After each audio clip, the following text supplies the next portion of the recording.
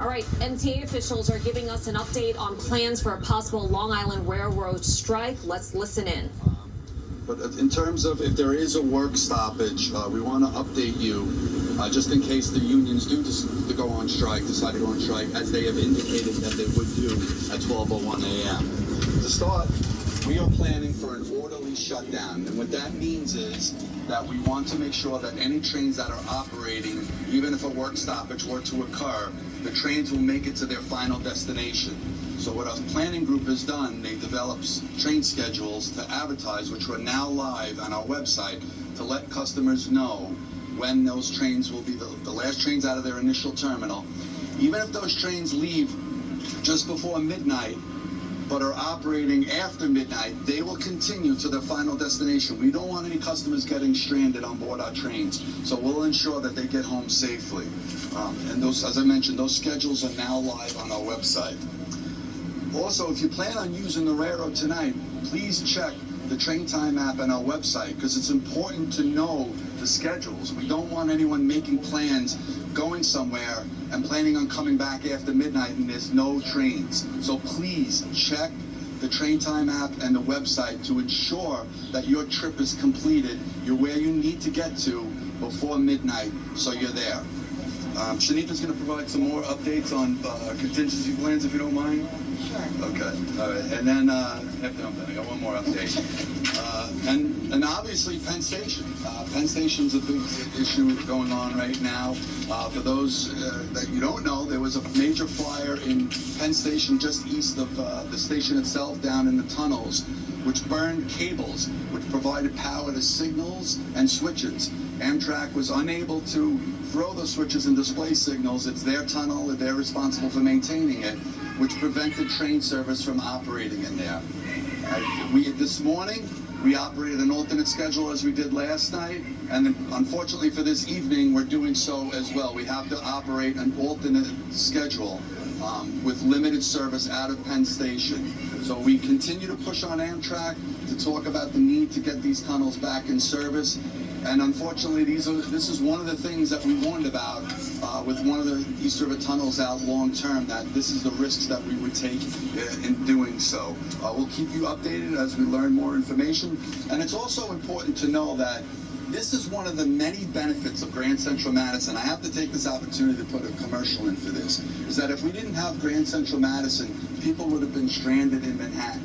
People were able to now take a short subway ride over to Grand Central Madison and continue the journey east to get home. So again, it's a great advantage to have Grand Central Madison. Customers were able to constantly move. And as I said, as we have more information provided, I'll now turn it over to Shanifa.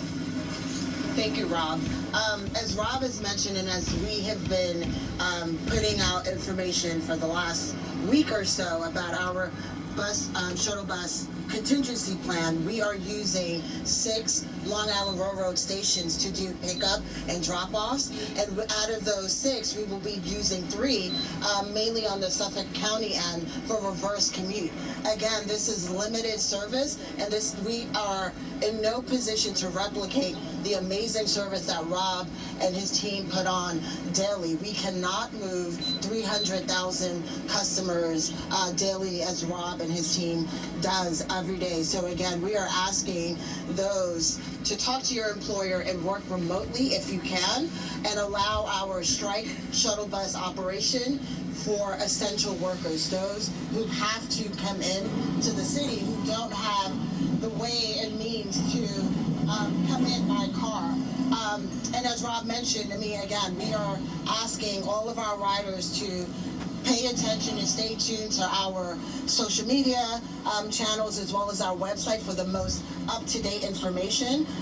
Again, Rob said we have published last train information for this evening, and we are asking customers to plan accordingly, and again, stay informed with all of our channels. So with that, I will turn it back over to Rob and John for questions.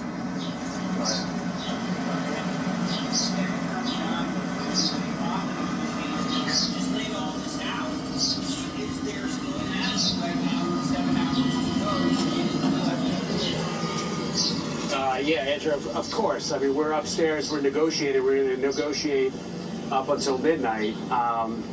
But you know, we have to be responsible and make sure customers understand, you know, how we will have an orderly shutdown of the railroad if it comes to that. We don't want that. I don't think anybody should want that. But the reality is you have to be ready for that. We put in a lot of work to be ready. We want to make sure customers understand how that will work. But meanwhile, you know, our friend Gary's upstairs and he's negotiating, and we're not gonna stop. We'll keep going. Andrew, if I could just add to that, I mean, we have to do this. The labor organizations have said, right, the trains will stop at 12:01 a.m. if a deal's not reached. So we have to be responsible and take care of the riding public to the extent we can, and do this and make sure they get home safely by then. So, you know, we don't want the strike, as John had said, but we have to plan for this. We have to protect our riders, both now and then once a strike does occur. Yeah,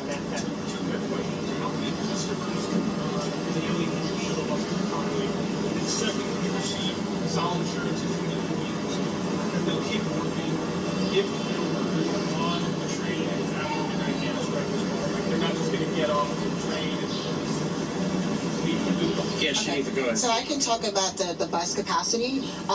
Right now, we have enough room to transport about 13,000 riders from East to the city, dropping off at 2 Queens bus locations. So we will have lots of signage, lots of MTA staff, ambassadors on hand to help people, you know, move swiftly and get on buses. It's a drop and load scenario that we are, you know, going to be operating. So about 13,000. 13 in the morning, 13 in the evening. Yes. Okay, also, yes, we have discussed, we've provided our plans with the labor organizations. We've met with all of them, all the labor organizations, even the labor organizations that are not striking, that will continue to work during a work stoppage. We went over the plans with them, but we went over with the striking unions and detailed, you know, what the plan was, and they agreed that to make sure that we would get customers home safely. NJ, Perkins, Jensen.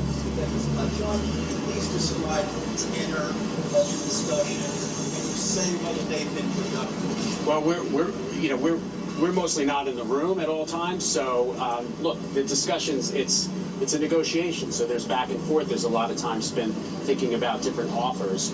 But we're here, they're here. So these are, you know, we're trying to be productive, and I'm not going to get into the specifics of the negotiation. I'm going to leave that in the rooms upstairs.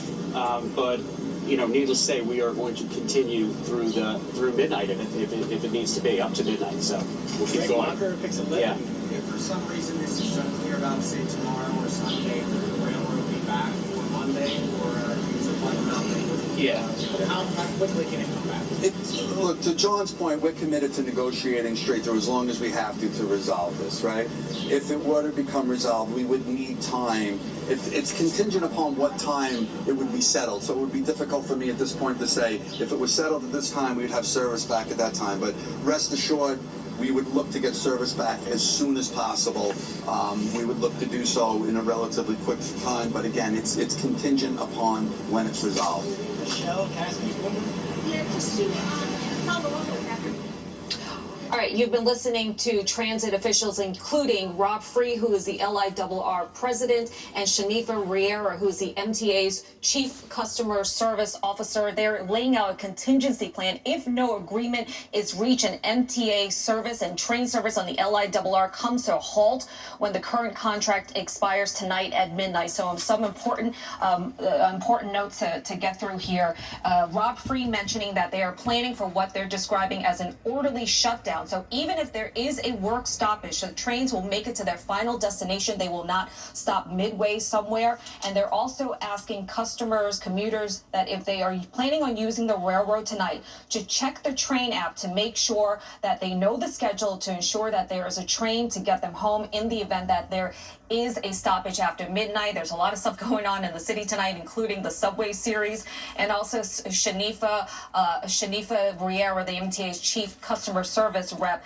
saying that there will be 6 LIRR stations that will be doing pickup and drop off for those shuttle buses. But the shuttle buses are only meant to transport 13,000 commuters, the essential workers. They are asking everyone who is not essential workers to ask their employer if they can work from home. Keep in mind that the LIRR services up to 300,000 customers daily. This is a much smaller number than that. They're estimating about 13,000 people they can move on these shuttle buses in the event of a strike. Now, again, Rob Free, the head of the LIRR president, telling customers, rest assured, they will be negotiating up until the very last minute again, and that is tonight at midnight. Right after that, if there's no deal, LIRR service will come to a halt. Stay with us. We have more coming up right after this on the other side of this break.